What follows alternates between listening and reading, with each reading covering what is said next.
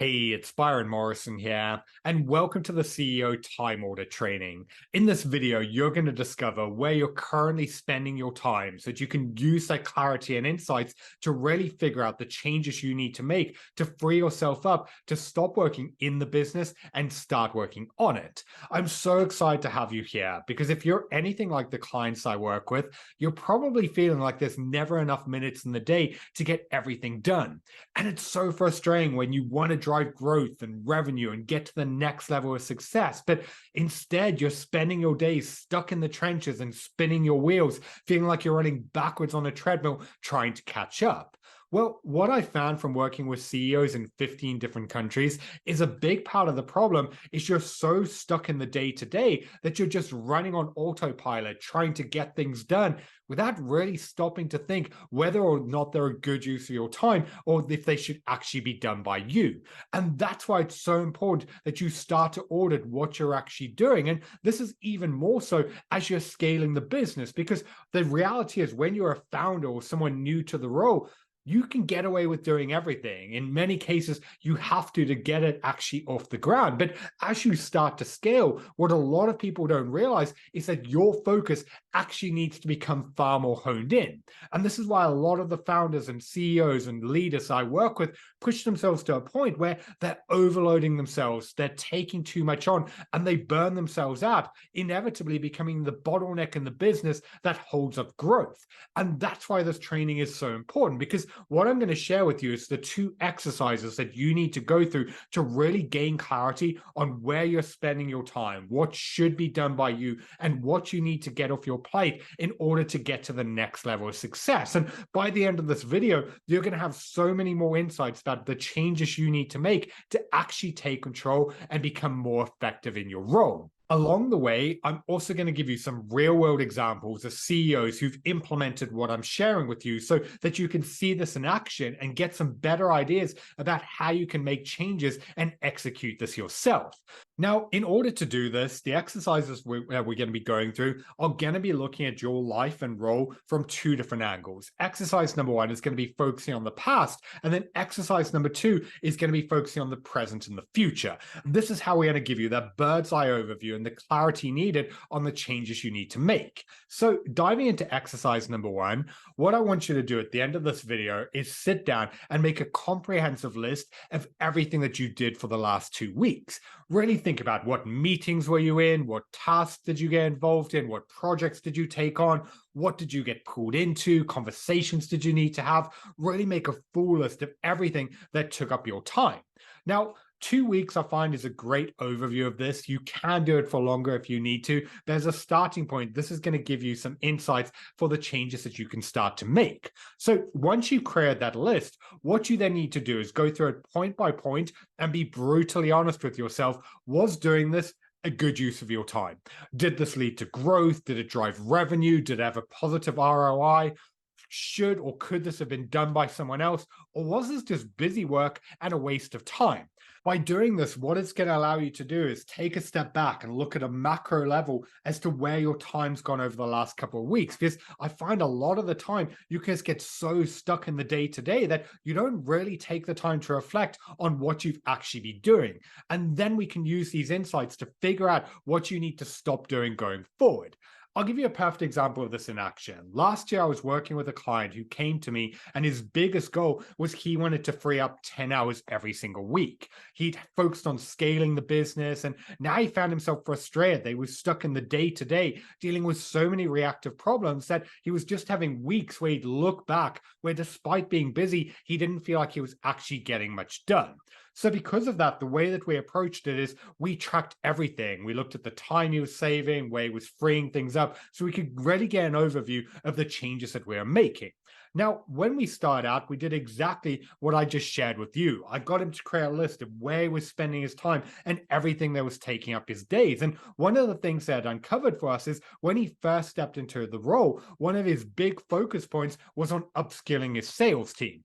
At the time, a lot of them were new. They didn't really know what they were doing. And if he didn't get that right, they weren't going to get the revenue and sales targets that were going to drive growth. So that meant he was stuck in a lot of the day-to-day. He was having to micromanage, hold their hands, deal with problems, really guide them through it step by step. And that was necessary at the beginning.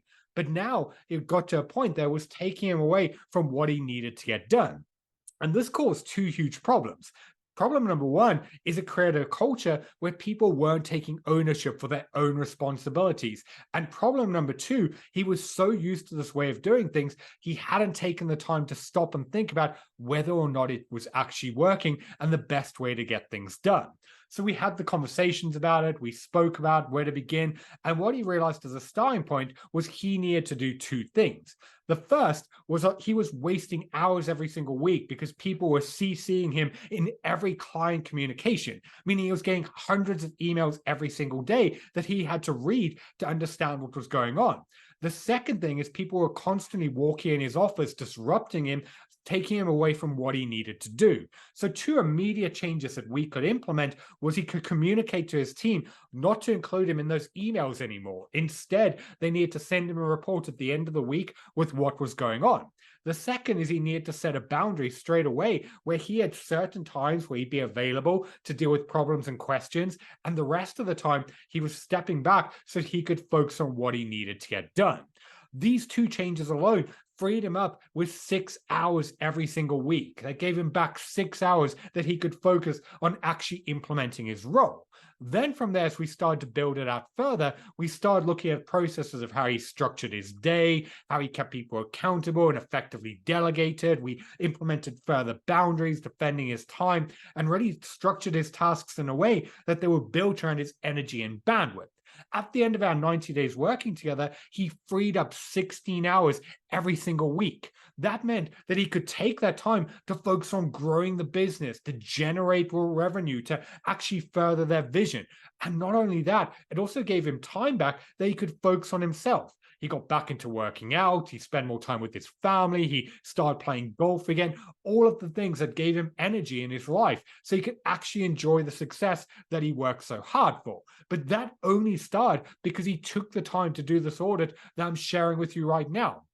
And that's why, like I said, your action step when we're done with this is to go away and create that list for the last 2 weeks of everything that you've taken on, and then go through and be brutally honest with yourself. What is taking up your time and should it be done by you?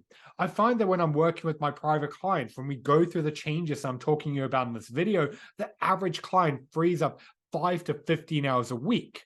Now, you can have that list and you can sit there and you can think about, okay, I shouldn't be involved in these things, but actually making the changes is a whole other story. And that's why I need you to take a little bit of reflection time. And I need you to then ask and think about how many hours a week are you actually wasting? How many hours are you being pulled into things you shouldn't? Are you doing tasks that are busy work? Are you getting stuck in your own head and avoiding what you need to do? And as a result of that, what is it costing you? Not just in lost revenue, but in opportunities, in growth, in time that could be spent with your family. By shining up a mirror and really seeing what's going on, that's when you can get the motivation to make a decision of, do you know what? I need to make a change. Because at the end of the day, what you tolerate, you can never change. But by getting these insights, then you can put together a game plan to actually change it going forward. So with that in mind, what I want you to then do is create what I call a not to-do list. These are the tasks that you're going to commit to no longer doing going forward. You're going to put processes in place to free yourself up so that you no longer allow them to take up your day. Go and remove yourself from that meeting. Give yourself permission to say no to those insights. Have that conversation with that person that you need to take ownership of something. That's how you're going to start freeing yourself up to focus on more on what truly matters. Now, one final thing on this is I want to encourage you to do this audit regularly. Now, I find with some clients, they do this every week. They take a little bit of time to reflect on what they did, and they use that to figure out, okay, these are the things I got pulled into. This is what I need to let go of going forward. Other people, though, want to just do it every 4 to 6 weeks. They want to take a little bit of time to just figure out, okay, what is not a good use of my time? What do I need to change going forward? Everyone's different. So how into it you want to be is completely up to you. But I do want to remind you that as your business scales, especially it's going to come as a result of you freeing up more time, your responsibilities today may be very different 18 months from now, especially if you grow a team and you start taking on new day-to-day things. And this is why it's so important that you regularly do this audit, because there might be things that you have to do right now that 18 months from now are not going to be a good use of your time. So by going through this process to break it down, that's how you're going to get the clarity and insights needed to actually make changes. So that's exercise number one. Looking at the past, breaking it down, and figuring out what was not a good use of your time. Exercise number two, now, we need to shift our focus to auditing the present and the future so that you can have a better idea of where you're going to put your energy and focus going forward. So the way I want you to do this is, again, create a list. Put together a to-do list of everything that needs to get done. Really look at the next few weeks and be like, this is what needs to move forward. These are the tasks that I've got on my plate. And from there, you're going to be able to step back and be like, okay, this is my list of everything going on. Then from there, I want you to think about, what is your zone of genius? Like if you and I were having a conversation right now and I asked you, where does your time have the greatest impact in the business? What can only be done by you? Where do you get excited? What drives growth? What creates impact? Think about the key things that your role has the biggest impact on what's going on. And then with that in mind, I want you to compare that to your to-do list and what you've got going on and look for anything that is not aligned. Really go through and just honestly ask yourself these questions. Firstly, is this task actually important? Is getting this done going to drive growth? Is it going to improve your bottom line? Is it going to have a positive ROI? If the answer is no, then you're going to be far better off taking it off your plate and focusing on things that actually get you to where you want to be. If the answer is yes, when you've gone through this list, you're now going to have a more condensed list. Go through it again and ask yourself, okay, but should this be done by you? Or could it be handed off to someone else? If the answer to that is yes, then it stays. If the answer is no, who could you then delegate it to? What this is going to do is really give you the clarity to know, okay, these are the things that need to take up my time, and these are things I need to let go of. And I know at first that can be a little bit uncomfortable, especially if you're a leader who has a scarcity mindset where it can be a little bit difficult to internalize paying someone to do tasks that you could easily do yourself. That's why one way to overcome that is you need to reframe the situation. Rather than focusing on what you need to give up, you need to focus on what you're losing out on by you're allowing yourself to actually do this. The easiest way to do that is to look at what is an hour of your time worth. Think about it. Like if you put an hour into the business, how much revenue could you create? What could you drive? What growth could you make? Let's keep it simple. Let's say it's $1,000 an hour. Well, with that in mind, you should not be allowing yourself to focus on tasks that you could pay someone considerably less than that. Tasks that you could pay, say, an assistant $30 an hour to do, you being involved in them are actually losing you money. And not only that, because you've only got so much energy and bandwidth every single day, by allowing yourself to get pulled into them, not only is it taking up your time, it's also draining your focus when it comes to doing the things that actually lead to growth.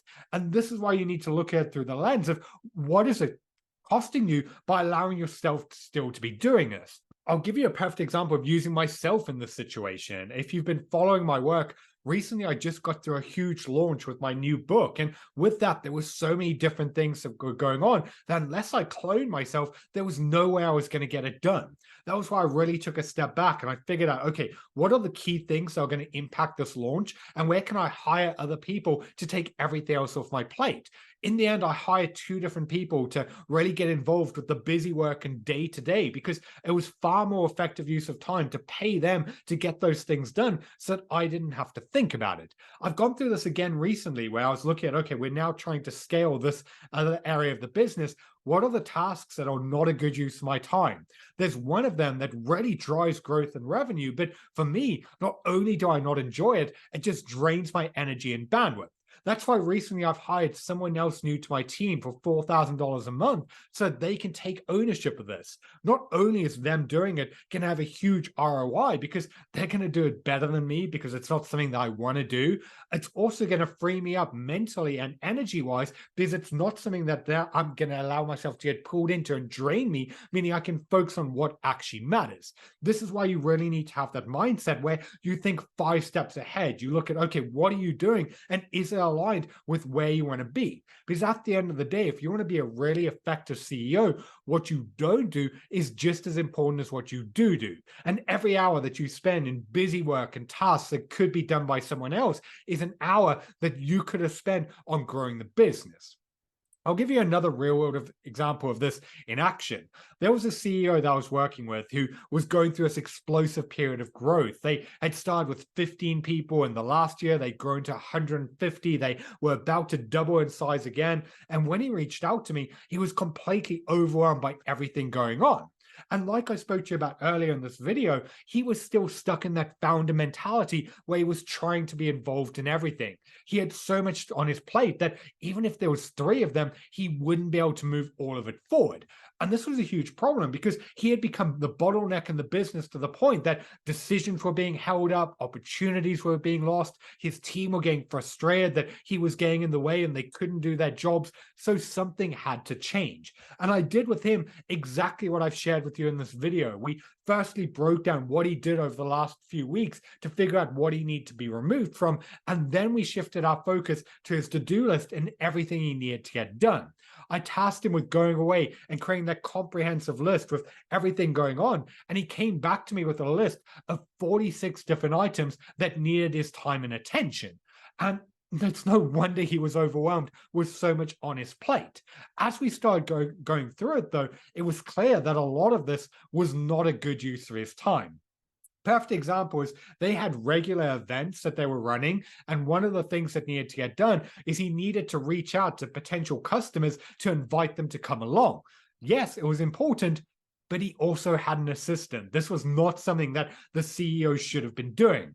Another example is a big part of their work was he needed to put together these big reports that were sent to their customers every single month that showed the work they did, all of the data, very, very detailed oriented stuff that was massively important. And because that so much was on the line with these reports that he didn't want to upset customers with mistakes, he was keeping it on his plate, even though he knew it wasn't something he should have been involved in. To make matters worse, this was taking him 6 hours every single week. Understandably, though, I knew why he had the fear of handing it off, because there could be huge consequences if someone else dropped the ball or didn't do it right. So this was a perfect example of a situation where we then needed to look at, okay, how do we develop the right process to empower his team, to set the right expectations, to make sure accountability is in place so that they're doing it right. So it wasn't an overnight fix, but it meant we could start looking at and have a game plan for the future of how we can start making these changes to remove him from it at a pace that he feels at peace with handing it off. And this is why this is so important, because some of these things you're going to be able to get off your plate straight away. You can look at it and be like, you know what, I just need to talk to that team member and get them to take ownership. Other of these things we're then going to have to look and be like, okay, what do you need in place to be able to hand this off so that you can stop being involved in? There's going to be 2 different levels of it, but the clarity of what's going on is the first step towards getting under control. And that's why this is so important. Like I said with that client, he came to me with 46 items on this to-do list, a lot of them reoccurring to the point that he just wasn't getting it done. In the end, we managed to remove 25 of them, meaning he reduced his to-do list by over 50%. Not only is that 50% less things to get done, mentally, that just took a huge amount of weight off him because he could then feel not overwhelmed just looking at this, knowing he's never going to get around to it. That's why this audit is so important, because it's really easy just to convince yourself that taking something on isn't a big deal in the moment. But when you take a step back and you look at the bigger picture, the compounding effect of being involved in that task, that meeting, that problem you shouldn't be in over the course of a week or month or year can be absolutely catastrophic. I regularly speak to CEOs who are losing 20 to 30 hours a week stuck in issues that they shouldn't be in. And that's time that then is taking them away from what actually matters. And if you don't want to spend your life working in the business and you actually want to focus on working on it, you have to get clear on how to remove yourself from these different situations. And it begins by you getting clear on what's actually taking up your day to day. So that's why your action step away from this is I want you to start incorporating this into your schedule every single week. Before you go into planning your days and mapping out what you need to get done, go through the exact questions I've shared with you. Create your to-do list of what's going on, and then ask yourself, is this a good use of your time? Is getting this done going to drive growth? Is it going to have a positive ROI? Is it actually going to matter? If the answer is yes, then it stays. But from there, you need to take it a step further. You then need to ask yourself, should this be done by you, or could it be done by someone else? If the answer to that is yes, then who do you need to delegate? Go then have that conversation and get someone else to take it off your plate. Because just to repeat what I said before, if you want to be a highly effective CEO, what you don't do is just as important as what you do. And you'd be amazed at how many hours you could free up every single week by just taking a few minutes to get more intentional and aware of what's going on and where you're committing to spending your time.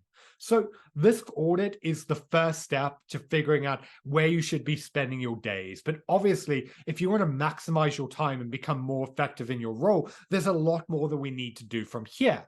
We need to develop the right mindset where you feel comfortable with delegating and empowering and trusting your team. You need to be able to set the right expectations and communicate and keep people accountable so that the things that matter are actually getting done. You need processes in place to structure your day, to really figure out how to manage things around your energy and state of flow to maximize what you get done. And you need to know and feel confident pushing back, setting boundaries, and defending your time. Because if you don't, you'll know the things you shouldn't be doing, but you'll still allow yourself to get pulled into the day-to-day, and it's going to come at the expense of your growth.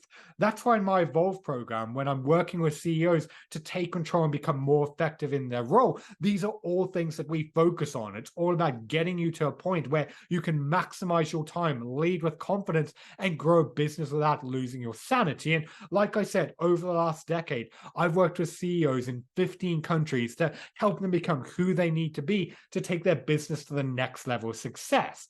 And that's why if you're a CEO who right now is feeling stretched thin and overwhelmed by everything that's going on, if you're not performing at the level you know that you could or need to get to the level of success that you want, I'd love to see if I could help you really get this under control.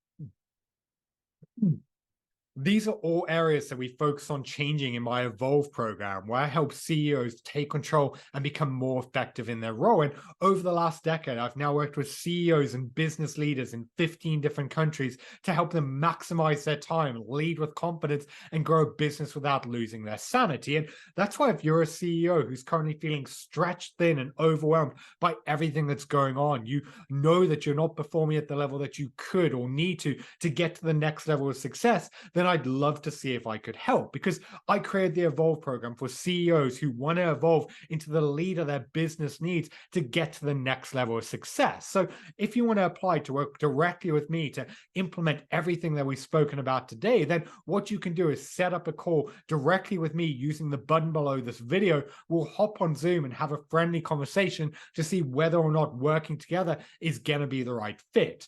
Think of me as your sounding board and prop for you to lean on to come in and help you implement all of this so that you can get it off your plate and focus on what you need to do to actually grow your business. Now, I know you may be sat there thinking about,